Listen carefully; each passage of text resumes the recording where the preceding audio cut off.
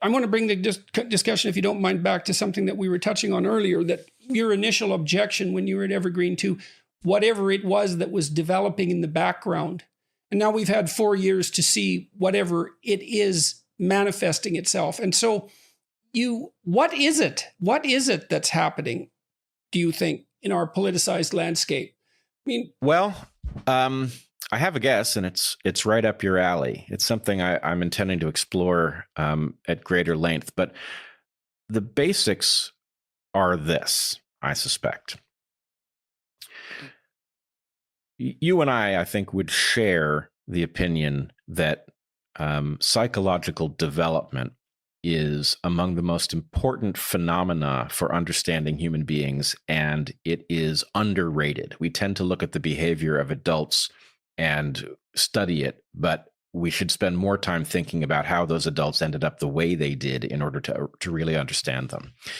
And I think for each generation, you have a developmental landscape, and what the governing forces are in that developmental landscape has a lot to say about both the insights and the blind spots of the people who emerge from it. And so I would say that for Americans of my generation, I'm a Gen X, the market played too much of a role developmentally, and it has created a kind of lens through which we can't help but look. It has, commodified things in a way that is quite unhealthy. You were born when? I was born in 1969. Okay. For millennials, and maybe even more so for Gen Z, I suspect that there is a pivot to something else. And many people, Jonathan Haidt and Greg Lukianoff have certainly talked about iGen, the internet generation. But what I suspect is really going on is that if you are sufficiently plugged into the internet early enough, there comes a point at which your persona on the internet takes primacy. It is more important than your actual physical life persona. It's worse than that. It's worse than that, I would say, from personal experience. There's more of me on the internet than there is in me. My electronic avatars are far more powerful than me personally, and right. I can watch this because I've been away for a year and a half, and yet my internet presence has steadily increased during that time. And I look online now, and it's 700 million views, something like that. So now imagine that as the developmental environment for children. Now here's the connection I want to draw. My contention is that the online landscape is postmodern, right? That if we were just to simply describe it, the rules, the physics of online life are postmodern. Because it's abstracted from the environment. Right. So for example, it's like living in a dictionary. If I decided tomorrow that I was a woman, right, I could change my internet presence such that I would present in a female way. I could say, hey, anybody who doesn't treat me as female is a jerk. And the point is, I have transitioned completely, right? Now, obviously, there's no such thing in the physical world. You can transition, you can take hormones or blockers, you can get surgeries, but no man has ever become a woman and reproduced in a female way, right? So the point is, the physical world has all kinds of constraints that come from physics and biology, which do not translate to the online world. And for people like you and me, for whom the online world is an add-on world, we think, well, obviously real life is the important one. And then the online thing has some interface with it, which is frightening, but we understand how they relate. But if you reverse these two things, then what you get is a generation that its problem-solving mind says, actually, of course you can transition. You can transition, and then it is everybody's obligation to live by who you've told us you are, and anybody who doesn't is a bad person.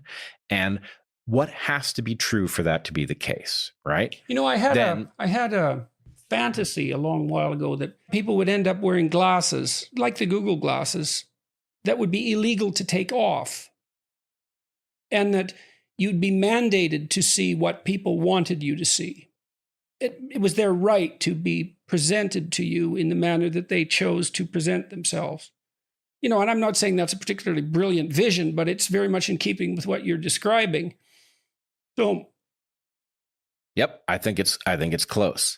But if you imagine then that an online world in which effectively we can all be equal tomorrow, as long as we say that that's the objective, and we can all present as we want, and others can be forced to adhere to it or be thrown off of whatever discussion, then all of this begins to make a great deal of sense. And so I'm wondering if we are not, in effect, in a kind of civil war between those for whom the real world has primacy and those for whom the online world has primacy. And if that's not the fundamental nature of the battle. Have you ever read the fine print that appears when you start browsing in incognito mode? It says that your activity might still be visible to your employer, your school, or your internet service provider. To actually stop people from monitoring your online activity, you need ExpressVPN. Think about all the times you've used Wi-Fi at a coffee shop, hotel, or even a friend's house. Without ExpressVPN, every site you visit can be logged by the admin of that network. That's still true even when you're in incognito mode. ExpressVPN is an app that encrypts all of your network data and reroutes it through a network of secure servers so that your private online activity stays private. ExpressVPN works on all your devices and is super easy to use. The app has one button, you tap it to connect, and your browsing activity is secure. Stop letting strangers invade your online privacy by visiting expressvpn.com/Jordan. That's expressvpn.com/Jordan and get 3 extra months free.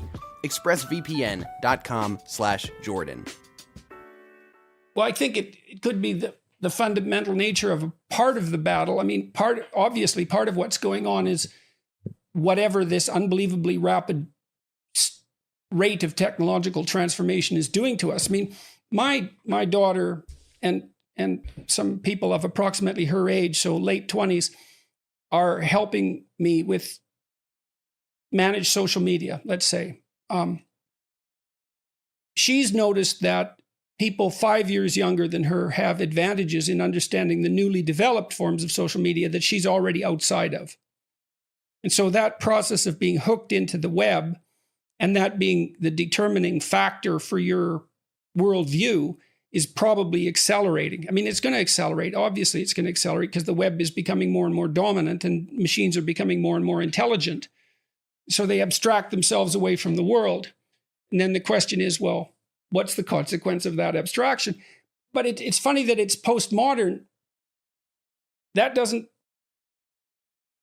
There's more going on with whatever it is that's happening than technological transformation. But you think that's the fundamental driving factor? Well, I think there are a lot of ways you can look at it. Obviously, I don't think this is a real battle. Obviously, the internet runs on hardware in the real world, and everybody, when the power goes out, we are all reduced to our biological selves. So I don't think there is actually anything to fight over. One of these worlds has primacy and the other is an add-on, and this is not debatable. But my point is really about the mental confusion that arises from, for most people, I mean, if you think about the lives that most people are living, right? Most people at best are working a job in which they trade their labor for money that they get to spend on goods or relatively generic adventures. And the part of their life that is interesting and compelling is, the internet, over which they range freely and engage in battle, and, they fall in love increasingly and whatever else they do. And so my point is that is a distortion developmentally. It misleads the mind into misunderstanding what is necessary. If you take the postmodern rules of the internet and you now impose them on politics in the real world, you get crises. You get the basic structure of civilization coming apart in front of our eyes, which I really believe that it is. Right? With the homelessness crisis in the US, for example, is jaw-dropping. And we have a particularly acute crisis on the West Coast in the US that appears to be the result of people being utterly compelled of their own political beliefs to an extent that even as those beliefs are failing around them visibly, they just double down. So imagining that people who think the internet has primacy are now exerting a force to correct the real world in the direction of their naive internet understanding of things are in danger of crashing the aircraft. And in some sense, people like you and me are responding to what they're saying about how we should restructure the real world and saying that doesn't make sense. It won't work. It is going to put us in grave danger. It is going to disrupt essential things.